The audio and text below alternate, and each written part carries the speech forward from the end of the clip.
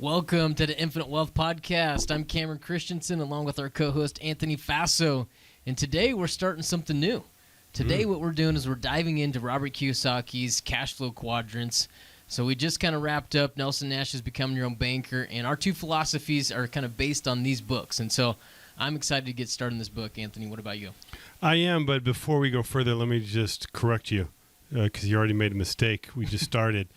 We haven't quite finished going through Becoming Your Own Banker. We got a couple more left, right? You're right. And you're wrong. Okay, all right, cool. So let's just move on. What I was going to say is by the time this airs, we will have aired all of the subsequent podcasts. So we'll have it wrapped up. We'll see. I'll make sure that there's at least one left. Okay. But Nelson Nash, Becoming Your Own Banker is a great book, and you've probably heard of Robert Kiyosaki's Rich Dad, Poor Dad, which to me was a game changer. Yeah.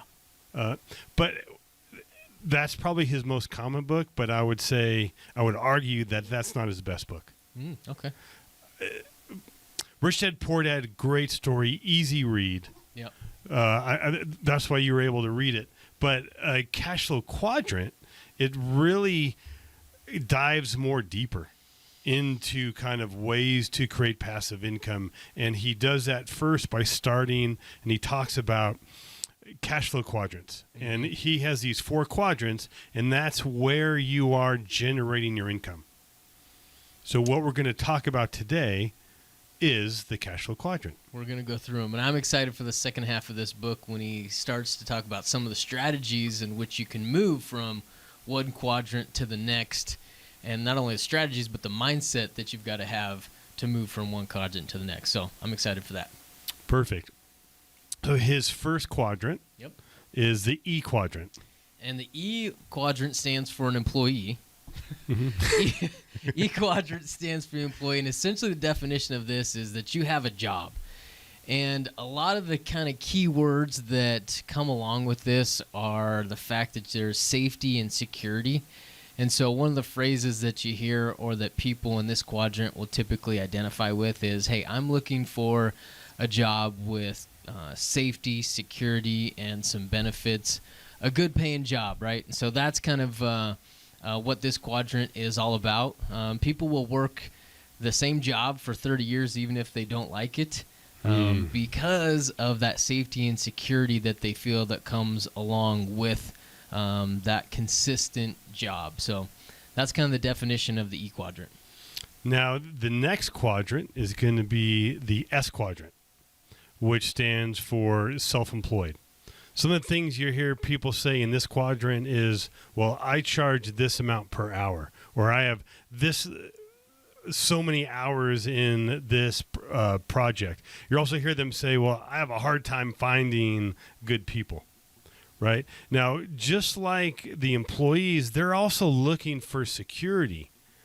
But instead of just having a job and being dependent on somebody else, somebody in this category doesn't want to be dependent on others for their income. So they want to view as, look, if I work hard, then I should get paid a lot. But if I don't work hard, I shouldn't. So these are typically people that are well-educated and specialists in their field.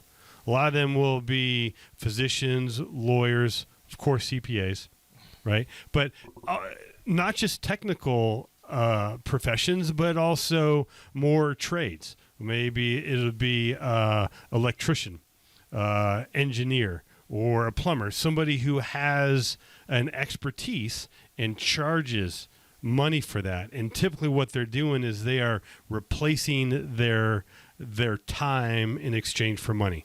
A lot of times they will bill by the hour. And they're very hard workers. And again, since they believe if I want to get a job done, I'm the one to do it. Right? It's very hard to delegate. And a lot of times they are perfectionists, which is really what we want in a technical field. If you want a perfectionist, if there's a doctor or an attorney or somebody's fixing your plumbing, you want to make sure that they are an expert in that field. Okay, but one of the downsides is they have a tendency to view that if I want to make more money, I got to work harder, right? And that's because they're replacing their time for money. Also, what they will often find is that when they train their employee, a lot of times those employees will go and start their own business, right? And then they're like, well, why don't I just don't want employees. I'm just going to do this all myself. And I can relate to that because I was definitely in the S when I had my CPA firm. And I remember sometimes when I'd have a project, I said, okay, I could give it to my staff. Maybe it'll take them an hour to do it, and then I have to explain it to them, and that's going to cost me money. Well, shoot, it'd just be a lot easier if I just knocked it out myself. Which at the first glance sounds appropriate short-term wise, but then we only have so much time. And then we end up being burnt out because we are working so long. I'm glad you shared that sentiment right there, is because what we're going to move on to is we're going to talk to the B quadrant, which is the big business owner quadrant. And I want to share a story, right? What you just touched on right there. I couldn't say it any better, but on page 30, I love the way that this story is shared in here. It says, as one popular story goes, they're talking about Henry Ford. A group of so-called intellectuals came by to condemn Ford for being ignorant. They claimed he really didn't know much, so Ford invited them into his office and challenged them to ask him any questions, and he would answer it. So the panel assembled around his desk and started firing questions at him. Ford listened to their questions, and when they were through, he simply reached for several phones on his desk and called in some of his bright assistants and asked them to give the panel the answers that they thought. I love this paragraph right here, and this answers your question. He ended by informing the panel that he'd rather hire smart people who went to school to come up with the answers so he could leave his mind clear to do more important tasks like thinking. And so the hallmark of this B category is really the opposite of what Anthony just described. It's somebody that is comfortable being in that role of delegation. Is they don't want to do the job. They want to go hire somebody to come in that is proficient, that has that skill set to do the job for them. And so one of the kind of hallmarks is, or one of the words that you'll hear them say is, I'm looking for a president to run my company. I'm looking for a new accountant in my company to handle the books, right? And so that's really kind of the hallmarks that come along with that. I think that's it. How would you... There's a lot of people may confuse somebody in the B category with somebody in the S category. Yeah, S category is reliant upon that person's skill set. The B category is the way that I've heard it described before is that if you're a big business owner, you can take a month off and come back to your business and it hasn't missed a beat any way whatsoever. And then two of the other categories or characteristics that I would define it by as a big business owner is really somebody that has a system in place without them being in or exerting effort into it. What Anthony described a minute ago was, hey, if I'm going to get the job done, I've got to put effort into it. And it's the exact opposite for the B category. It's really someone hiring somebody to take that position over. And the two categories, one was going to be the system that's in place, but then what's really important is going to be that leadership skill that comes along with it. And I think that's what the trademark is that I think we're going to touch on later in this book is to move from that S category to the B categories, you've got to develop these skill sets. Number one is you got to have the systems in place. And then number two is you've got to have that leadership ability, whether you had it from the get-go or you learned it along the way. It's got to be present. And personally for me, and I would say us, is that we've seen this. I think you and I have had this conversation over the years, is that, we are pretty technical, right? We've been around banking for many, many years. We've been practicing it for a very long time.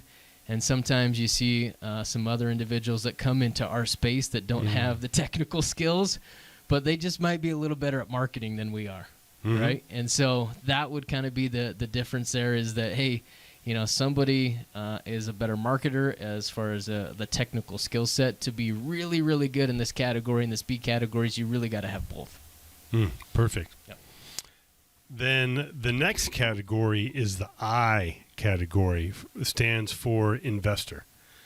This is where Robert says is a playground for the rich.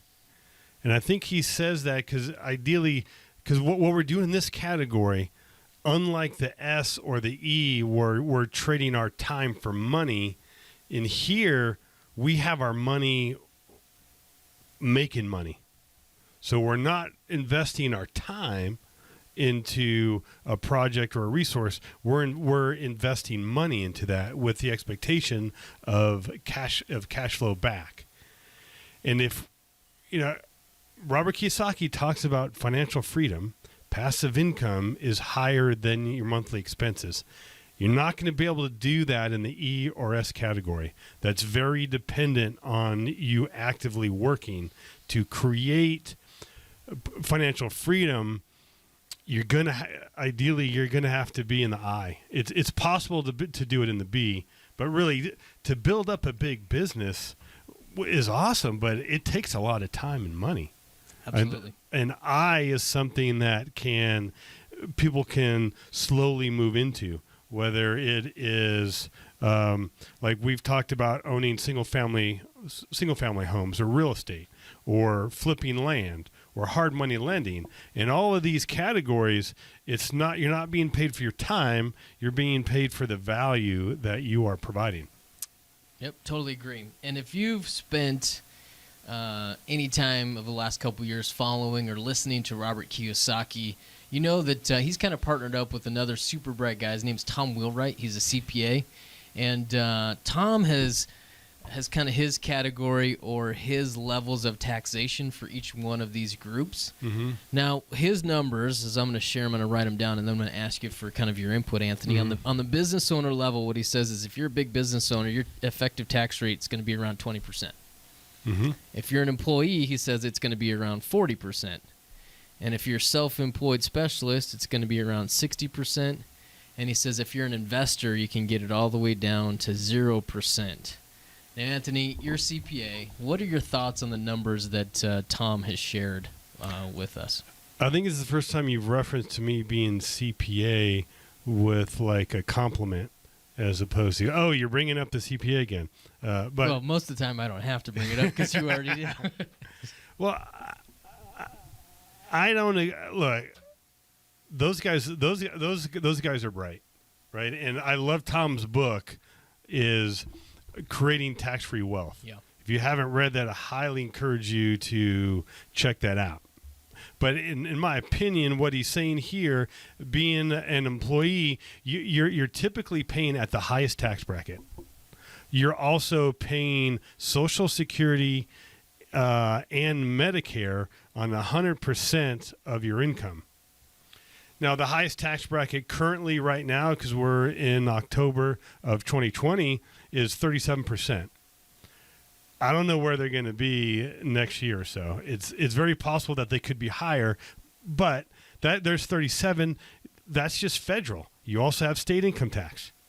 And then there's also the Social Security and Medicare, which is about 7% per se. So I would say he's a little low on the 40. Okay. And as far as in the S being self-employed being 60, that to me sounds higher. It does sound high to me, but because the big difference between the E and the S and how you're taxed is the S, or when you're an employee, you pay Social Security and Medicare, and your employer matches that. When you're self-employed, you're both the employee and the employer, so you typically are paying both, which that is 15%.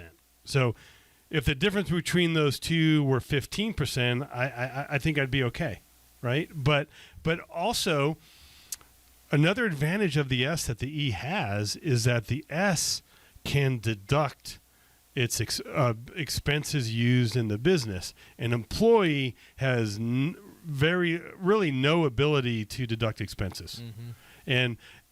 And I'm just not talking about, you may have direct expenses of running a company, which you wouldn't have as an employee, but I call them putting a business spin on otherwise personal expense.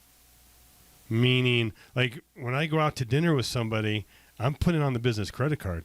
I'm deducting that, right? And there's ways to I can deduct all of my healthcare expenses. Like there's a lot of advantages when somebody has their own business. So I would say that they do pay a higher rate, but also there's a lot of tax advantages. So I don't know where it might just end up at the bottom. And so in the B, the 20% is from, that's what the long-term capital gains rate is. So if you sell an asset, whether, a lot of times people think stock, but this could be when you sell a company, but your capital gains rate would be 20%, which is much lower than the other two.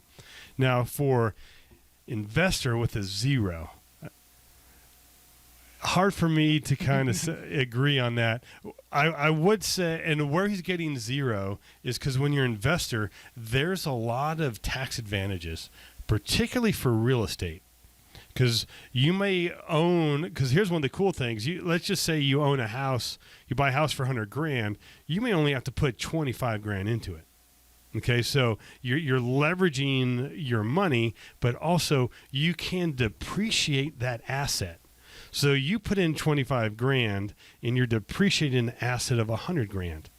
So oftentimes you may have positive cash flow, but because of the depreciation, you're paying zero tax. Okay, but eventually you're going to sell that property, and at that point there's depreciation recapture. And one way to avoid that is called a 1031 exchange.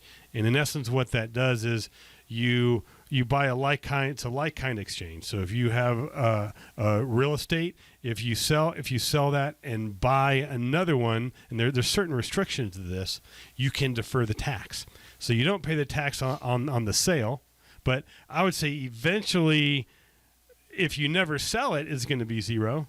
But I think at some point you may stop doing the 1031s. But there's a lot of tax advantages on the right side as opposed to the left side.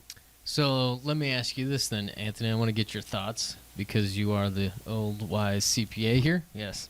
Okay. Why is there such a big difference between these different categories, especially from the right side to the left side? What are your thoughts there? Well, I would tell you, sometimes I might say I feel guilty being on the, not being in the E, on the ability of what I'm able to write off and what employees are not. But if we kind of take a step back and take a look at it, the government is trying to incentivize us to do certain things. Okay. So instead of the government paying or subsidizing housing, what they're doing is we need housing. So the government doesn't want to pay for it. So what they do is they make incentives for the private market to provide that housing. Mm-hmm. So we are doing some good for the country. And when we start businesses, that creates jobs. And we want people to become employed. So the reason, what you can see is if the government's really giving you this blueprint or path to follow, not only to make more money, but to pay less in taxes. Absolutely agree. And we'd already touched on this, but I think Tom Wheelwright's book, Tax-Free Wealth, does a great job of outlining that and then identifying some of the incentives that provide the reasoning behind what Anthony just discussed there. So, yeah. Well done. Well, thank you. Wow. Yeah, compliments today, man. Wow. Hey, man, I'm just here to build you up, make you look good. Awesome. So what else we got, Anthony? Anything else you want to add to this? Just for our listeners, why don't we just summarize each one? Let's do it. So go ahead. Yeah, absolutely. So what we're looking at is cash flow quadrants, right? Robert Kiyosaki broke it up into 4 different ones. In the top left, you are the employee, and what you've essentially got is you've got the job, right? That's about it. You have a job. Yep. As you move down, you want to take the S? Well, the S, you own a job. Yep. And as the B, what you have is you own a system and people work for you. And in I, your money is making money. Absolutely. So that's the summary of this. And I look forward to continuing to dive into this book and discussing some of these strategies. What I'd ask our listeners to do is to take a little time and ponder which category or quadrant are you in, and then what quadrant do you want to be in. And we're going to continue to provide some content to kind of help you move from that S to E and the S over to the B and the I. Awesome. Great question. And we look forward to talking to you guys next week. Make it a fantastic day. Take care.